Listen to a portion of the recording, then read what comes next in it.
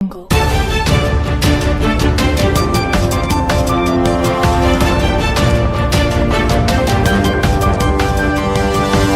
Audio Jungle.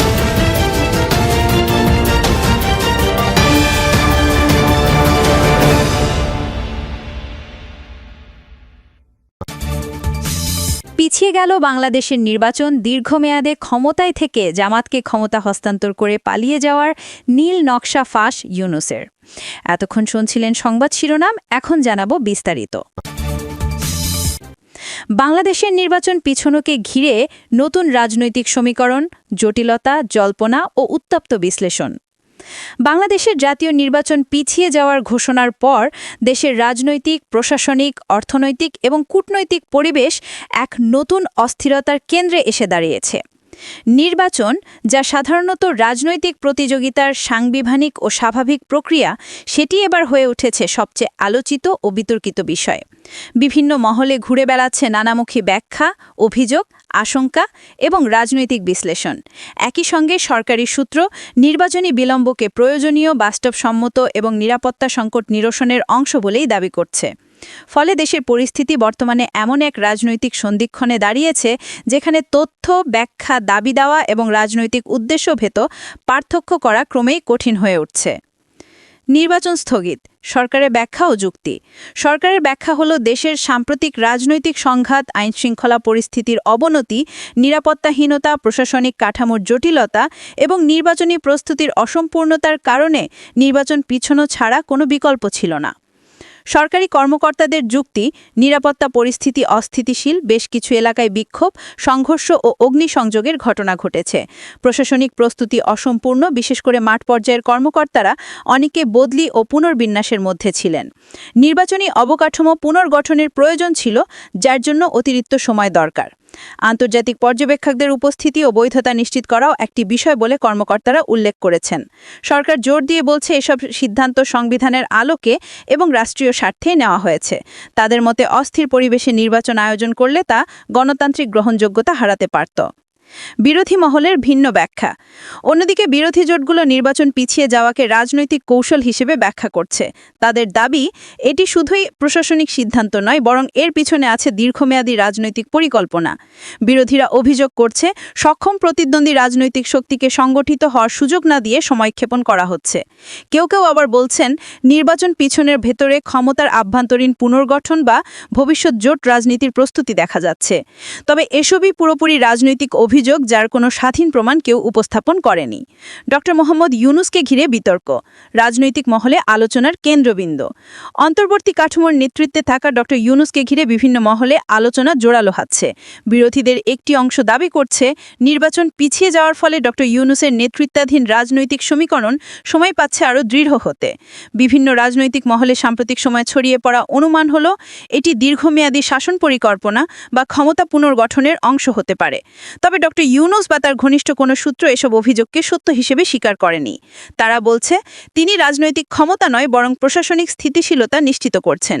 নির্বাচন পিছিয়ে দেওয়া তার সিদ্ধান্ত নয়, বরং নিরাপত্তা সংস্থার সুপারিশের ভিত্তিতে নেওয়া প্রশাসনিক পদক্ষেপ। দেশকে অরাজকতা থেকে বাঁচাতে সময় প্রয়োজন, এটাই প্রধান কারণ। সুতরাং এই অংশটিও রাজনৈতিক মহলের আলোচনার পর্যায়েই আছে, যাচাইযোগ্য প্রমাণের পর্যায়ে নয়। জামাত প্রসঙ্গে রাজনৈতিক কথোপকথনে নতুন বিতর্ক। রাজনৈতিক অঙ্গনে যে আরেকটি আলোচনার ঢেউ চলছে, তা হলো জামাত ইসলামীকে কেন্দ্র করে সম্ভাব্য নতুন সমীকরণের গুঞ্জন। কেউ বলছেন সরকার, কেউ বলছেন অন্তর্বর্তী ব্যবস্থা, আবার কেউ বলছেন বিদেশি শক্তি। সব পক্ষই একে অপরকে অভিযোগ করছে যে ধর্মভিত্তিক দলটিকে কেন্দ্র করে নতুন ধরনের ক্ষমতার কাঠামো গড়ে ওঠার চেষ্টা চলছে। একটি অংশ দাবি করছে, নির্বাচন পিছনোর ফলে জামাত সুবিধাজনক পরিস্থিতিতে পড়তে পারে। আবার অন্য বিশ্লেষকরা বলছেন, এটি কেবলই রাজনৈতিক গুজব, বাস্তবে এমন কোনো প্রক্রিয়া নেই। সরকার ও অন্তর্বর্তীকালীন নেতৃত্ব উভয়ই এসব দাবি অস্বীকার করেছে। কূটনৈতিক বলয়ে সক্রিয় আলোচনা। নির্বাচন স্থগিতের ঘোষণার সঙ্গে সঙ্গে কূটনৈতিক বলয়েও আলোচনার উত্থান হয়েছে। ঢাকা অবস্থানরত কূটনৈতিকদের মতে, রাজনৈতিক সংঘাত প্রশমিত না হলে নির্বাচন গ্রহণযোগ্য হবে না। গণতান্ত্রিক প্রতিষ্ঠানগুলোর পুনরুজ্জীবন দরকার। আন্তর্জাতিক পর্যবেক্ষণ স্বচ্ছ নির্বাচনের জন্য অত্যন্ত গুরুত্বপূর্ণ। কয়েকটি কূটনৈতিক সূত্র বলছে, নির্বাচনের সময়সূচি পুনর্নির্ধারণে বিদেশি শক্তি প্রত্যক্ষ বা পরোক্ষভাবে সক্রিয় হতে পারে। যদিও এ ধরনের তথ্যে সরকার কোনো মন্তব্য করতে চায়নি। প্রশাসন ও নিরাপত্তা বাহিনী এবং রাজনৈতিক চাপ। নির্বাচন স্থগিতের পরে একটি গুরুত্বপূর্ণ প্রশ্ন উঠে এসেছে, প্রশাসন ও নিরাপত্তা কাঠামো নিরপেক্ষ অবস্থানে আছে কিনা। স্বাধীন বিশ্লেষকদের মতে প্রশাসন দীর্ঘ সময় ধরে রাজনৈতিক চাপের মধ্যে ছিল। নির্বাচনকালীন সময়ে নিরপেক্ষতা নিশ্চিত করা কঠিন।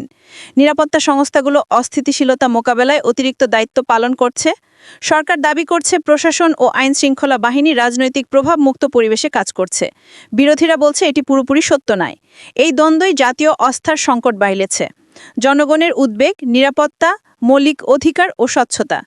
বাংলাদেশের নাগরিক সমাজ বলছে নির্বাচন স্থগিত নিয়ে ভিন্ন মত থাকতেই পারে, কিন্তু প্রশ্ন হলো নতুন শিডিউল কবে ঘোষণা হবে, নির্বাচনের নিয়মাবলী কি অপরিবর্তিত থাকবে, অভ্যন্তরীণ রাজনৈতিক সংঘাত কি প্রশমিত হবে, নাগরিকদের রাজনৈতিক অধিকার কি সুরক্ষিত থাকবে।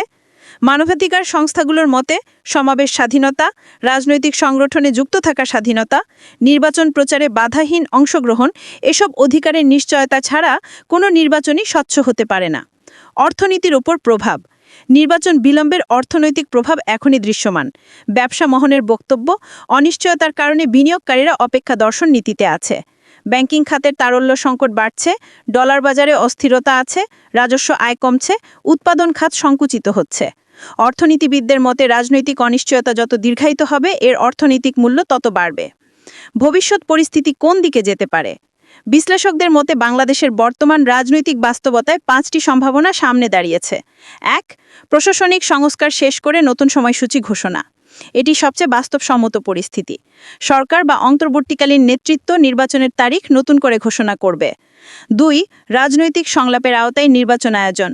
এক্ষেত্রে বড় দলগুলোকে নিয়ে নতুন নির্বাচনী সমঝোতা হতে পারে। আন্তর্জাতিক চাপ এখানে প্রভাব ফেলতে পারে। 3. রাজনৈতিক উত্তাপ বাড়তে থাকা। রাজনৈতিক দলগুলো মাঠে নামলে সংঘাত বাড়তে পারে, যা পুরো নির্বাচনী পরিবেশকে ঝুঁকিয়ে ফেলবে। 4. নির্বাচনী প্রক্রিয়া আরও পিছিয়ে যাওয়া। অস্থিতিশীলতা অব্যাহত থাকলে নির্বাচন আরও দেরি হওয়ার সম্ভাবনা অস্বীকার করা যাচ্ছে না। 5. ক্ষমতার সমীকরণের পরিবর্তন বা পুনর্গঠন। রাজনৈতিক মহলের অভিযোগ অনুযায়ী এ ধরনের কৌশল চালু থাকতে পারে, যদিও এর কোনো প্রমাণ নেই। বাংলাদেশের প্রয়োজন আস্থা, স্বচ্ছতা ও স্থিতিশীলতা। পরিস্থিতি এখন এমন জায়গায় এসে পৌঁছেছে যেখানে রাজনৈতিক দল, প্রশাসন, আন্তর্জাতিক বলয়, অর্থনীতি সবকিছুই নির্বাচনী সময়সূচির উপর নির্ভর করছে। এ কারণে জনগণের প্রধান চাহিদা হলো স্বচ্ছ সিদ্ধান্ত, স্পষ্ট রোডম্যাপ, বিশ্বস্ত নির্বাচন, নিরাপত্তা সুনিশ্চিত পরিবেশ, রাজনৈতিক অধিকার নিশ্চিতকরণ। নির্বাচন বিলম্ব হয়তো বাস্তব পরিস্থিতির কারণে জরুরি ছিল অথবা রাজনৈতিক কৌশলের অংশ, এ নিয়ে বিতর্ক চলবেই। কিন্তু একটি বিষয় নিশ্চিত, দীর্ঘ অনিশ্চয়তা বাংলাদেশের রাজনৈতিক স্থিতিশীলতা, অর্থনীতি এবং গণতান্ত্রিক ভবিষ্যৎ সবকিছুকেই ঝুঁকির মুখে ফেলে দিতে পারে। জনগণ এখন অপেক্ষা করছে একটি পরিষ্কার, স্বচ্ছ এবং গ্রহণযোগ্য নির্বাচনী রোডম্যাপের, যা দেশকে আবার স্থিতিশীলতার পথে ফিরিয়ে আনবে।